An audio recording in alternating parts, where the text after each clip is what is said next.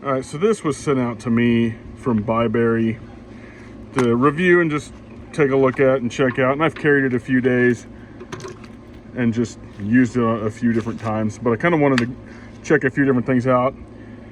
This, I actually did saw the pelvic area of my deer this year with. I didn't get video of it, but you can see there's meat chunks in there. But you know, when you're cleaning the vent out on a deer, you put this up under and saw through, and it did a fine job. So we're going to test that on some trees here in a little bit, just to show it does cut, because it did go through bone. So this is the BL2049, and it's got kind of a, it feels real heavy duty, honestly. The limbs on it have what I would call, I don't know if you'd call it retention. They're not flopping around. You have to like definitely try to open it, but it's not ridiculously stiff. Really nice looking tool, honestly. So we're gonna go through a few things. You got your little snap in if you want to change out to your saw blade or your file. You got your little diamond side to the file. You got your flat file. This just flips up. So, you know, you can change that out. This side is just your pocket knife, and that feels damn sharp. We'll do some cutting with that. So I'm just going to give an overview and just my thoughts on this. This is the serrated side, and I'm not really into serrated blades, but it feels like it would do a whole lot of cutting as well. And I don't know what the blade material is made out of. I have never liked the scissor stuff. I don't know about the scissor stuff. We're gonna get something right now and just see what they do. All right, so we got the scissors and a piece of just surplus kit here, and we're just gonna see if it cuts through all right or not. And it starts to get a lot thicker right here around the seam. So yeah, that ain't bad. And I'm, you know, like I just said, I am not a fan of scissors on a multi-tool. I've never liked that. But this is cutting through some pretty solid stuff. Find the back side of that there.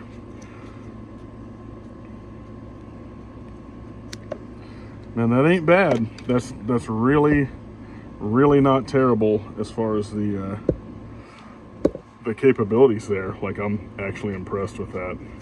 I've never had a pair of these that actually worked, but it's clear that those work. So that's pretty damn cool, in my opinion. And those just fold back down, don't they? You got a linear lock on that. That's the one thing I've never really opened on this thing, was them scissors, because I'm just like, you know, whatever. But it's clear they work. You have a Phillips head driver. All your bits come in the front side of this pouch here.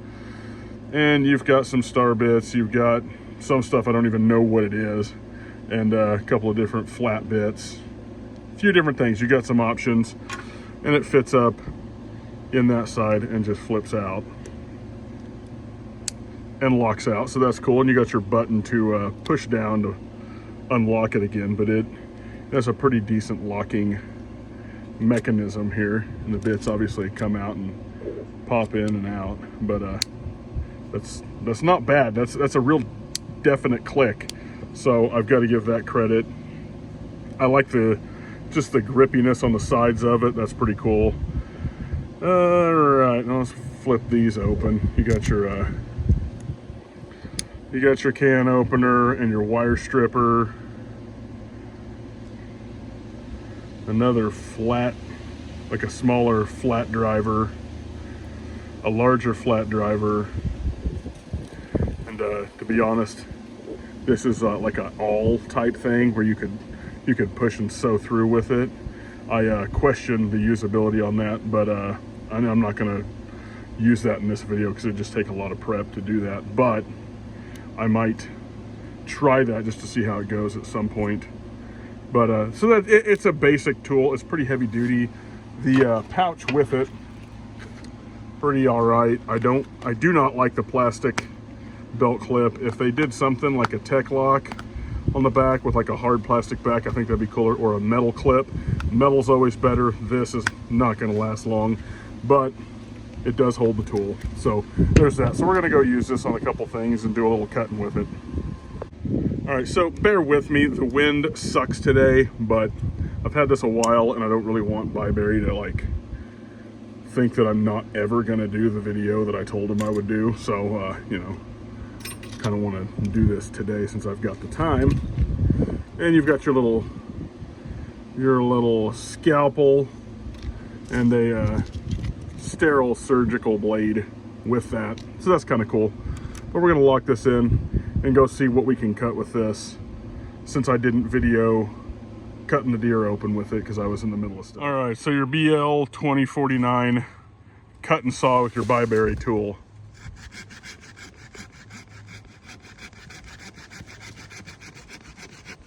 It's actually pretty smooth, honestly.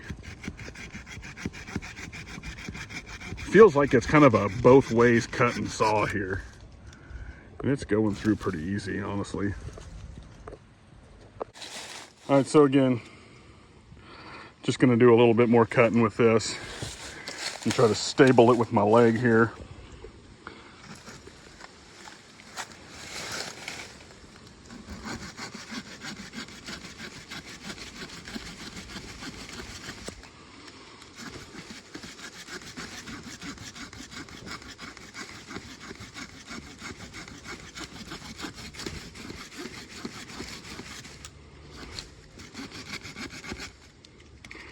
And you may have to work your way around with it, or even, dare I say, wipe the teeth out so they kind of get caked up. But you don't have to apply a lot of pressure. You just moderate pressure, and you'll make your way through. May even have to change angles, but again, it's doing the job. I can't really complain about that, guys. Not bad at all. And in that application, you could definitely use it to make little poles for your survival shelter or whatever. I mean, it would work in a kit. May not be optimal, but it does do the trick. And it's held on even with that clip, which is kind of cool. And it looks like the same mount for jigsaw blades, at least on the one I've got.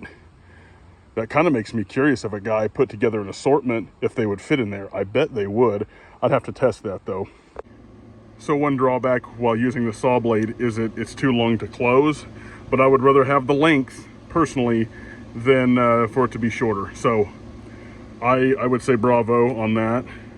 That's what I'm talking about. It looks like a jigsaw mount that just fits right in. Then you flip your little tab down on it. And that held on really well while I was working. I mean, I gotta say, when I was cutting those little saplings, it held on fine, clipped it in great. So put that about stick me in the frickin' finger. So clip that back in, close it up. And we're gonna use some of these drivers real quick. So I'm gonna exchange that out and put the wide flat bit in there. Put the Phillips up for now.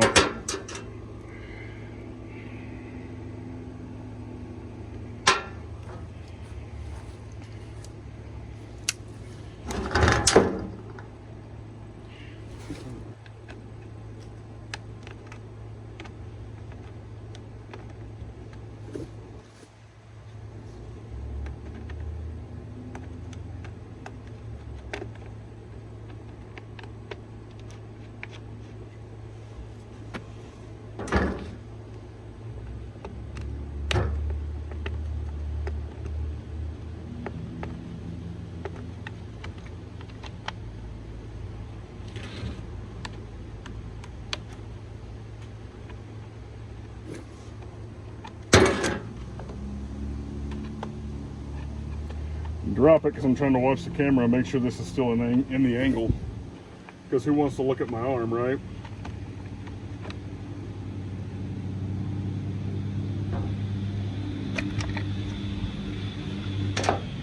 And this saw is something that was given to me. I'm going to try to get it running, but yeah, that dirt dauber's nest is pretty fresh, right? So it looks like it's got enough distance as far as the length of the attachment section there that you can You can do a little bit of light work, pulling the cover off the top of your saw, different things like that. And I'm not going to go through all the bits, but I'm saying it seems to have the lengthening capability, and they seem like solid bits. I mean, those were reasonably tight, and the bit didn't like shred off at the end or anything, so that's good. That's hella good. So I like that. I would say that's a plus. And again, just the whole closing deal right there. You have to push your button to release that. But it's a pretty solid tool. Now we're going to use a couple of these blades and do some more cutting and wrap it up here. But overall, it's kind of a weighty tool. But I can't say that it feels cheap at all. I really like it. It's a good heavy duty multi-tool. So let's do a little cutting and we'll wrap this up.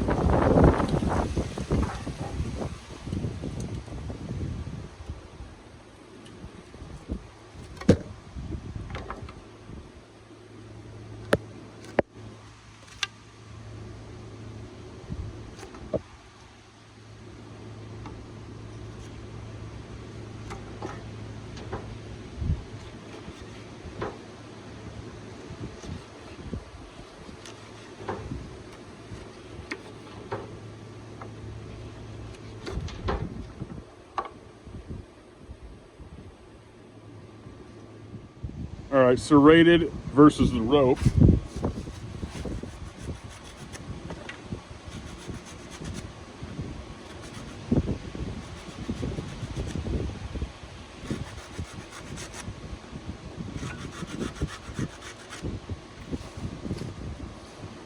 That'll definitely eat some rope. That's pretty badass in my opinion. And again, just a linear lock. Overall, I'm pretty impressed with it. One more last test, because this is a prepping channel and I look at anything from a survival application, you know, as far as even tools, all this stuff. You have to have tools to survive, but you know, what can you do with it? I've not seen anybody strike ferro rods with a multi-tool, really. So we're just gonna see what this can do. I think I could probably do it with the back of this knife closed without any risk of getting cut. So we're gonna try that.